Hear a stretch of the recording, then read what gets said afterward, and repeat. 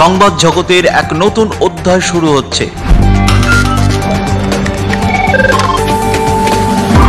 ফিনকপ শিল্পনীর news নিয়ে আসছে তথ্য সমৃদ্ধ বিশ্লেষণ, থাকছে ব্রেকিং নিউজ থেকে সকল প্রতিবেদন, সবকিছুই এক ছাদের তলায়। হ্যাঁ, ফিনকপ শিল্পনীর নিউজ রাজনীতি, ব্যবসা, সংস্কৃতি, খেলা এবং নিরপেক্ষ তথ্য ভিত্তিক ও বিশ্বাসযোগ্য বিশেষজ্ঞের মতামত সহ সরাসরি সম্প্রচার, সাক্ষাৎকার, এক্সক্লুসিভ রিপোর্ট, যা সমাজের প্রতিটি ক্ষেত্রের গল্প ও কণ্ঠস্বর তুলে ধরে। আপনার সংবাদ, আপনার কণ্ঠ, আপনার ভবিষ্যৎ। আমাদের সাথে সংবাদ জগতে যোগ দিন এবং তথ্যের দুনিয়ায় এগিয়ে থাকুন। আজই আমাদের সাথে সম্পৃক্ত হন। আমরা ফিনকপ শিল্পনীর।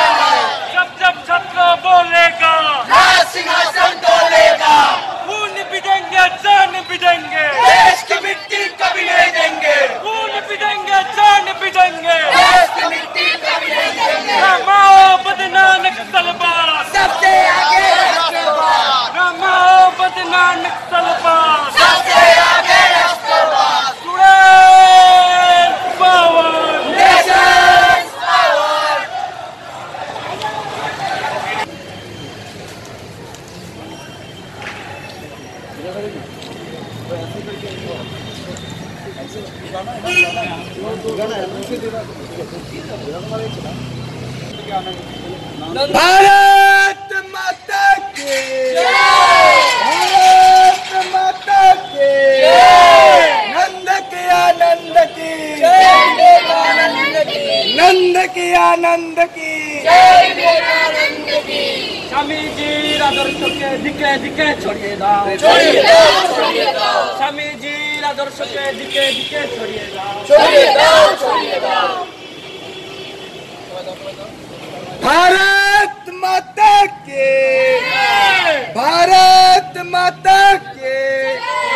लॉन्ग लिव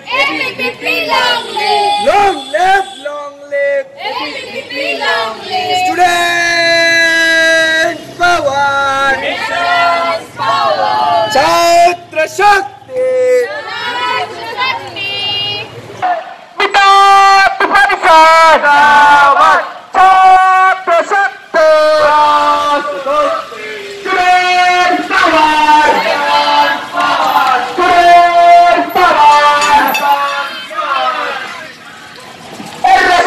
राजपथे विरोधीरा होशियार ये बीजेपी राजपथे विरोधी सब होशियार ये बीजेपी राजपथे विरोधी सब होशियार ये बीजेपी राजपथे जिहादीरा होशियार এই শিক্ষা দুর্নীতির বিরুদ্ধে এবিপি লড়বে এই শিক্ষা দুর্নীতির বিরুদ্ধে এবিপি লড়বে এই বাইরে বিরুদ্ধে এবিপি লড়বে অন্যায়ের বিরুদ্ধে এবিপি লড়বে দুর্নীতিকারীদের বিরুদ্ধে এবিপি লড়বে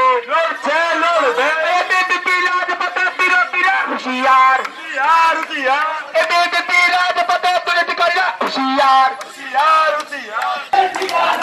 এই বাংলায় হবে না এই বাংলায় হবে না এই বাংলায় হবে না এই বাংলায় হবে না এই বাংলায় হবে না এই বাংলায় হবে না তোলাবাজের ঠিকানা এই বাংলায় হবে না তোলাবাজের ঠিকানা সময় যত পেরোচ্ছে সময় যতবার পেরোচ্ছে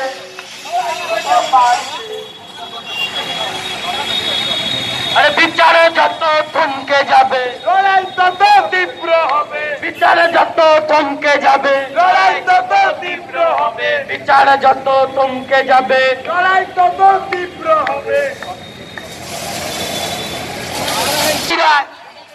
পক্ষি দিয়ে সবার আগে লড়াই করে বীরের বেশে তাই তো বলি আরো জোরে কলকাতাতে প্রতিবাদে প্রতি গ্রামে গ্রামে আমরা কারা কারা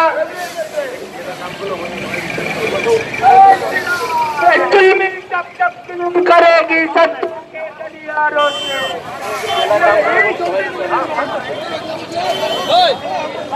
जाने लौटते जाने लौटते पारे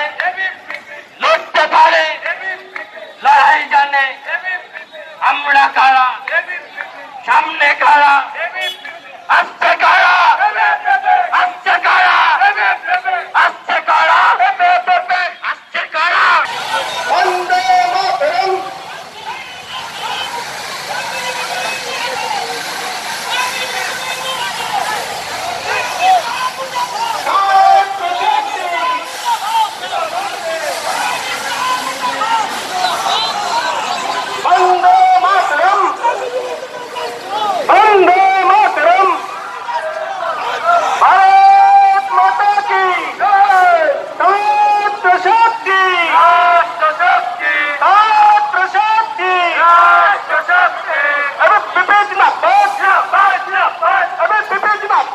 প্রদেশে 42তম প্রদেশ সম্মেলনে এই প্রকাশ্য সমাবেশে আপনাদের সকলকে স্বাগত জানাই। এই প্রকাশ্য সমাবেশে আমি মঞ্চে আহ্বান করব মাননীয় শ্রী পবিত্র দেবনাথ মহাশয়, মাননীয় শ্রী অনিরুদ্ধ সরকার মহাশয়, শ্রী রাজদীপ পাল,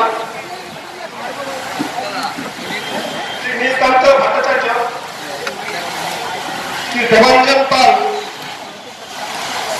শ্রী সিদ্ধার্থ গোস্বামী,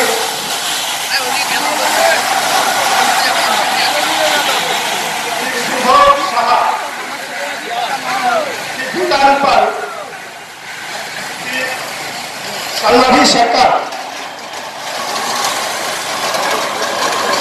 শ্রী সুমিতা মুখার্জি,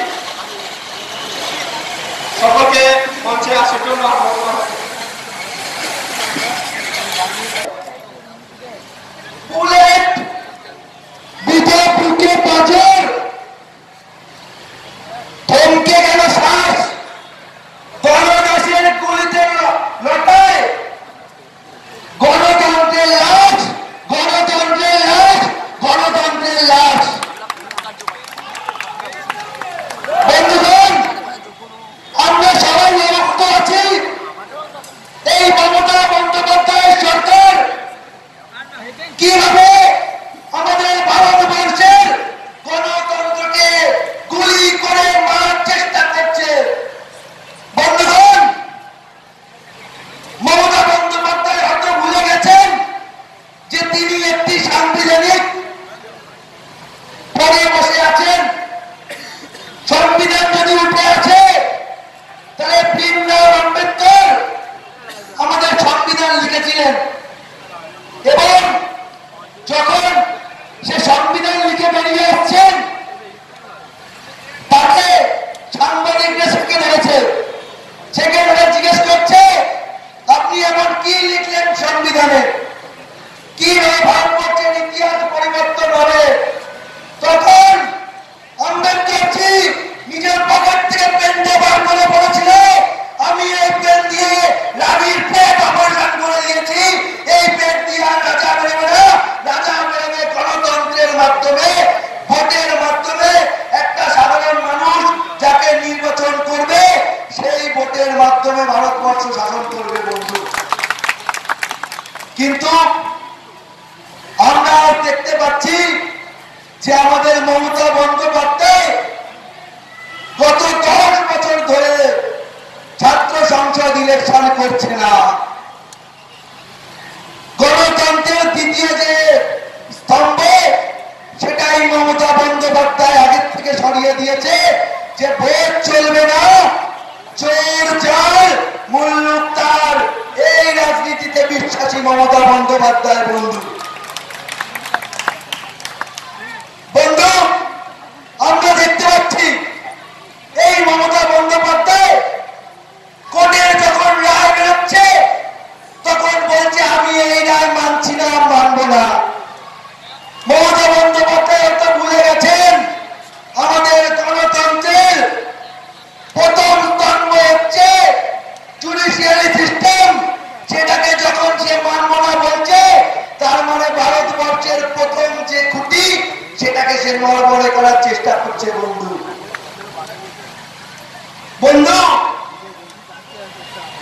এই মমতা বন্দ্যোপাধ্যায় সরকার এক নায়কতন্ত্র চালানোর চেষ্টা করছে। কেমন এক নায়কতন্ত্র? তারা বলতে চাইছে যে একটাই পথ, বাকি সব ল্যাম্পপোস্ট।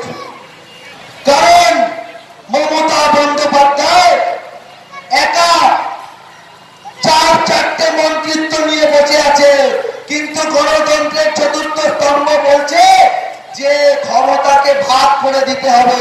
মমতা বন্দ্যোপাধ্যায় চতুর্থ স্তম্ভটাকে ভেঙে দিচ্ছে। বন্ধু, এবং একটা স্তম্ভ এখন বেঁচে আছে, তৃতীয় স্তম্ভ ব্যক্তিদের অধিকার, সাধারণ অধিকার।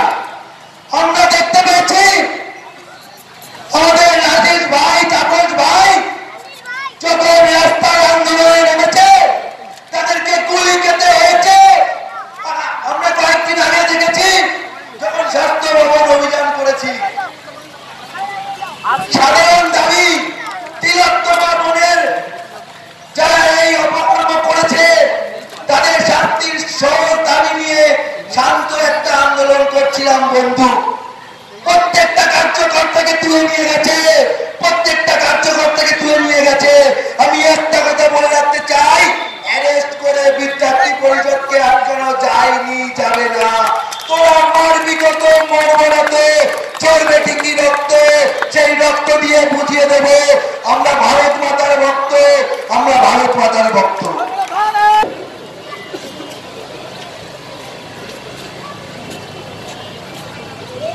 बिजली चमकती है तो आकाश बदल देती है, आंधी उठती है तो दिन रात बदल देती है, जब गरजती है छात्र शक्ति तो इतिहास बदल देती है, तो इतिहास बदल देती है।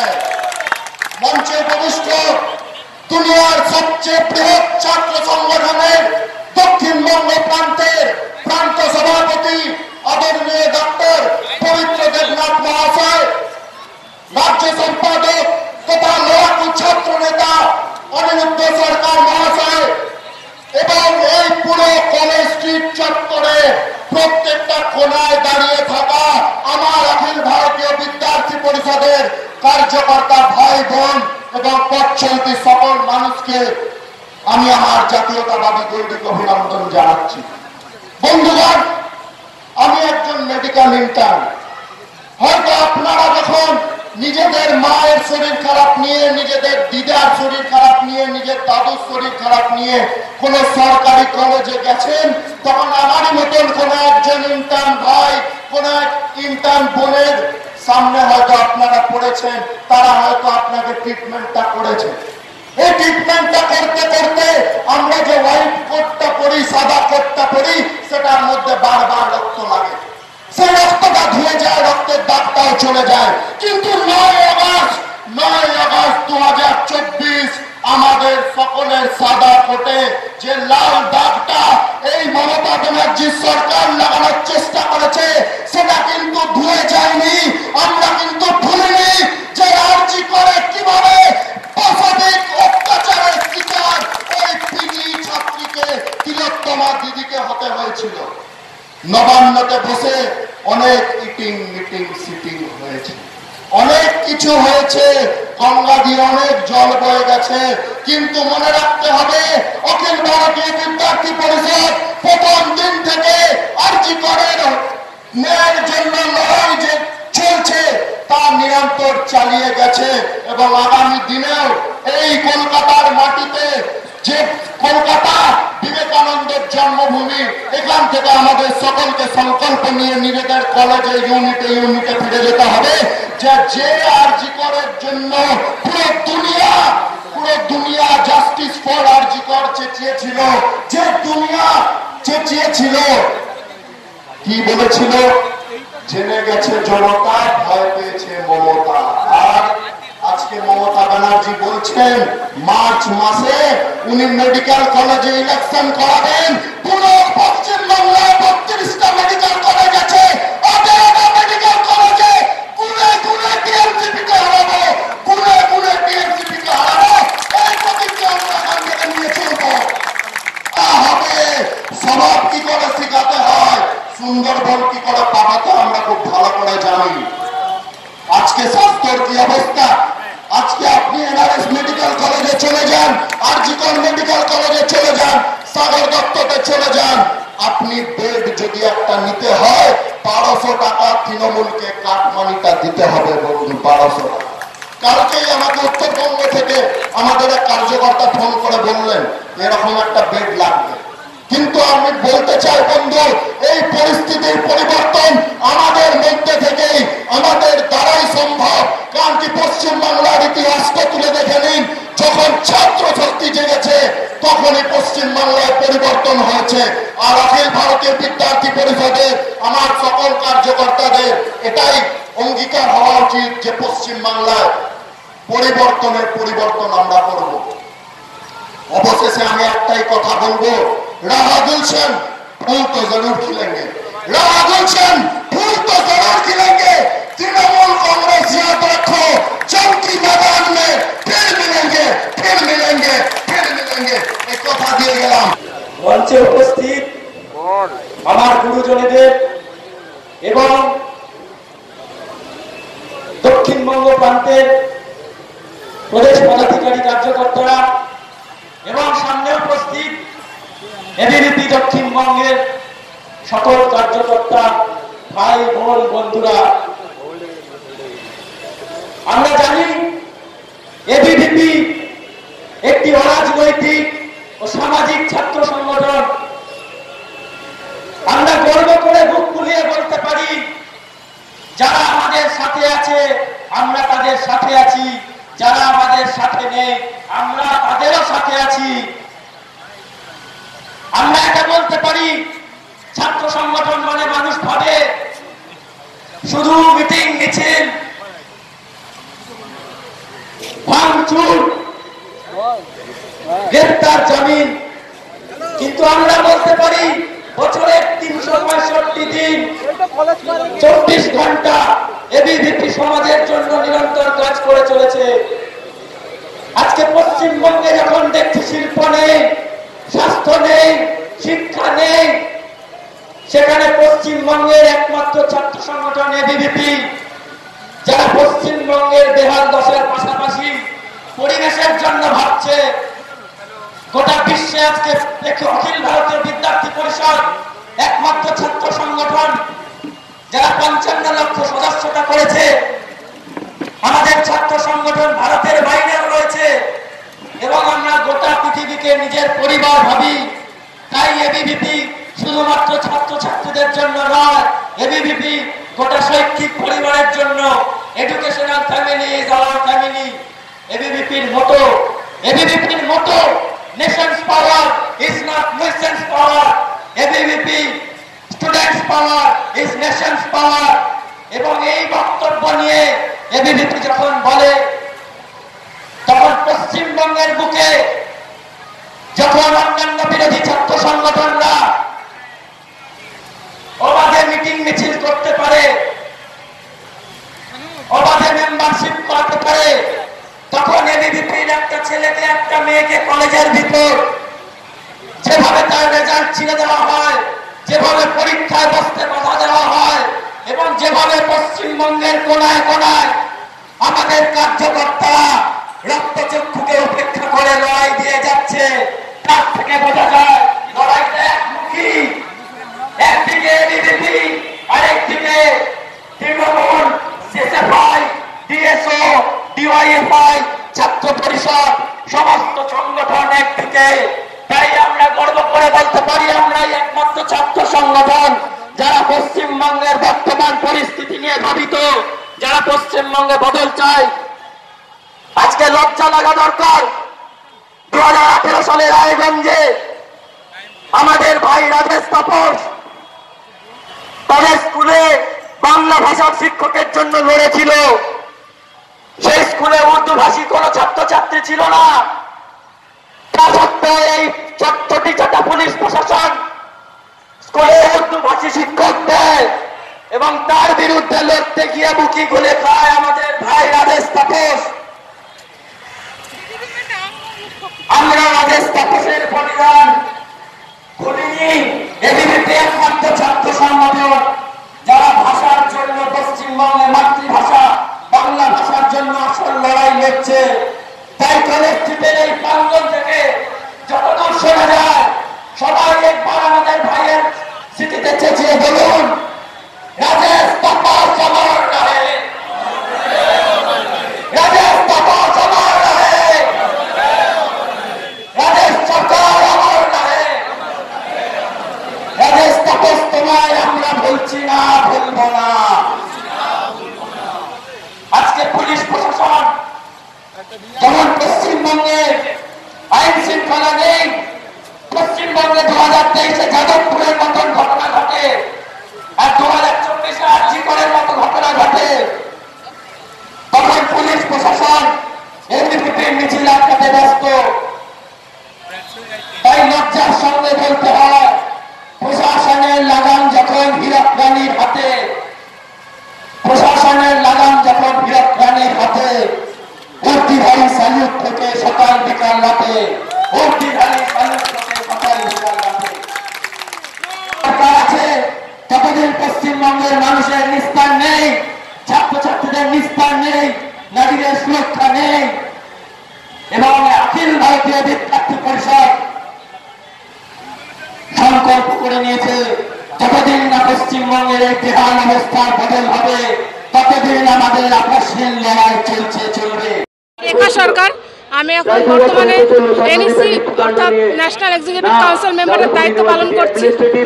আজকে আমাদের অখিল ভারতীয় বিদ্যার্থী পরিষদ দক্ষিণবঙ্গ প্রদেশের 42তম প্রদেশ অধিবেশন।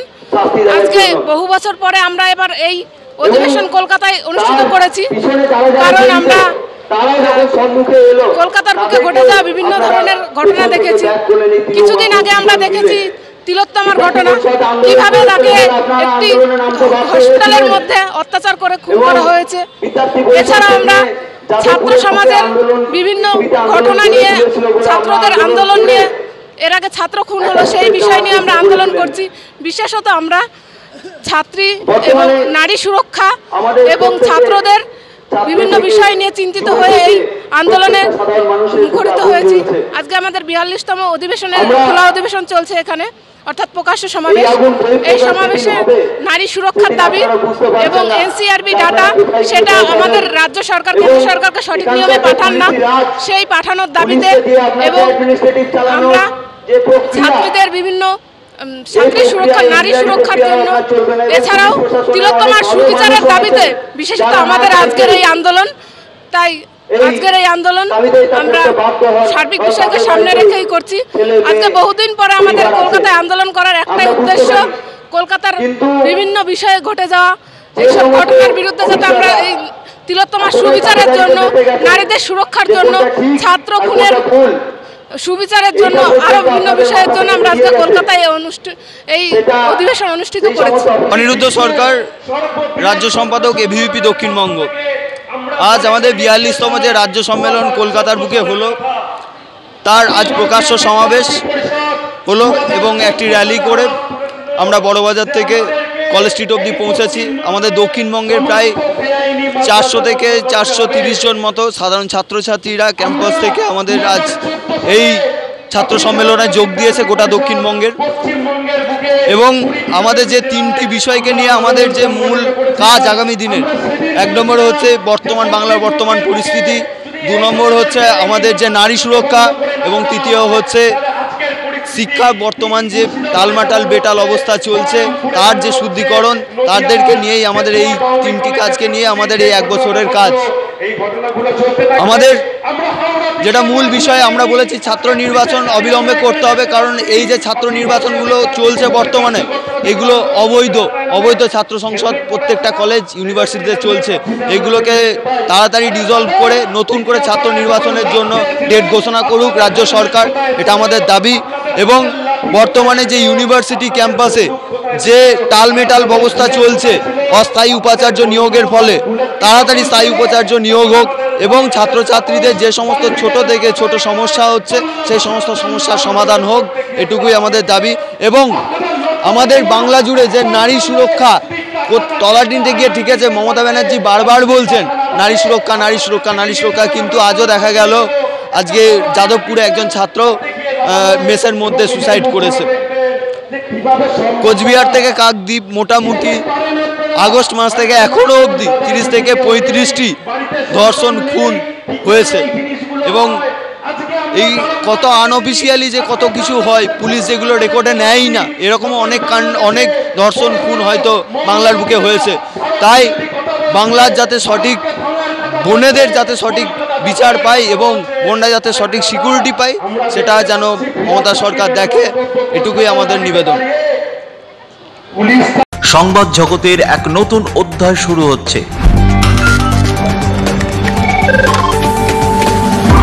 ফিনকপ শিল্পনীর নিউজ নিয়ে আসছে তথ্য সমৃদ্ধ বিশ্লেষণ, থাকছে ব্রেকিং নিউজ থেকে সকল প্রতিবেদন, সবকিছুই এক ছাদের তলায়। হ্যাঁ, ফিনকপ শিল্পনীর নিউজ রাজনীতি, ব্যবসা, সংস্কৃতি, খেলা এবং নিরপেক্ষ তথ্য ভিত্তিক ও বিশ্বাসযোগ্য বিশেষজ্ঞের মতামত সহ সরাসরি সম্প্রচার, সাক্ষাৎকার, এক্সক্লুসিভ রিপোর্ট, যা সমাজের প্রতিটি ক্ষেত্রের গল্প ও কণ্ঠস্বর তুলে ধরে। আপনার সংবাদ, আপনার কণ্ঠ, আপনার ভবিষ্যৎ। আমাদের সাথে সংবাদ জগতে যোগ দিন এবং তথ্যের দুনিয়ায় এগিয়ে থাকুন। আজই আমাদের সাথে সম্পৃক্ত হন। আমরা ফিনকপ শিল্পনীর।